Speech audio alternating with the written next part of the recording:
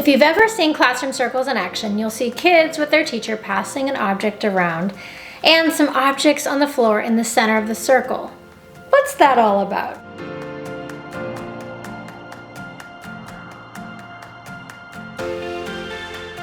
These objects are called talking pieces and centerpieces, and they're an important part of circles in your classroom. So, what's a talking piece? It's an object that students pass around the circle to indicate who has the floor, so to speak. Only the person holding the talking piece can talk and everyone else listens. Then what's the centerpiece? A centerpiece is often a rug or a flag, and it's placed on the floor in the middle of the circle with maybe a few objects on it that are important to the people in the circle. They're symbolic or they hold special meaning. A centerpiece gives the circle a heart, something to look at, and it tells a story. It symbolically makes us a community because it takes the focus off of the individuals and basically puts our hearts together in the center. For example, in this photo of Eric Butler from Talking Piece, he has a centerpiece in the middle, symbolizing what's important to his classroom, and he's holding a talking piece while he's speaking. And here you'll see Jonathan Bradley from Circles for Social Change with a totally different centerpiece.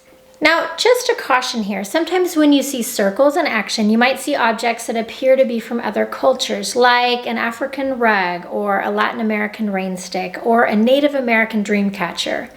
I think this happens because a lot of people were trained in circles either by Native communities or maybe they learned that circles came from indigenous communities and they want to honor that tradition. The thing is, while we're really grateful to indigenous communities and we honor them, the intention of centerpieces and talking pieces was never to appropriate objects from other cultures.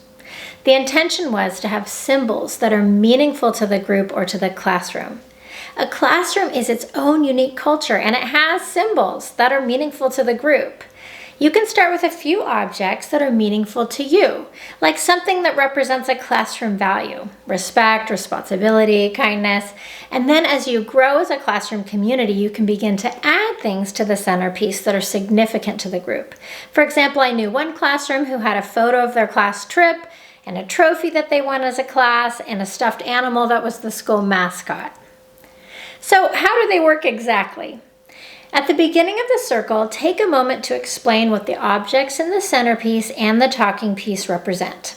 When you introduce the talking piece, you'll teach students that whoever's holding it has the right to speak and everyone else is listening. Each student will have a turn to speak and then they'll pass the talking piece along. This is actually called a sequential circle, when everyone speaks in turn, and that way you make sure that every student has an opportunity to speak. It also lowers anxiety because students can listen to each person and they don't have to worry when their next turn will come. Less common are non-sequential circles in which the teacher allows students to share out of turn. It's a freer flowing discussion format. Could be used at times when you're trying to solve a problem together, maybe you're brainstorming ideas and charting student input. Even in a non-sequential circle, you can still use a talking piece. You just ask the students to pass the talking piece to the person who wishes to share. Non-sequential circles are trickier to manage because you have to make sure that not just one person or idea is going to dominate. So use your judgment for which format's best. There's also such a thing as suspending the talking piece. So there might be times when you want to have a freer flowing discussion and you can tell the students, let's suspend the talking piece for a few minutes so that people can quickly share their thoughts. This allows you to have a quick, rapid brainstorming session, and when you're done, you can just reinstate the talking piece. For example, have the students do one last checkout, like, let's go around one more time. From the ideas shared today, which one do you think might work best? Or which one can you commit to today?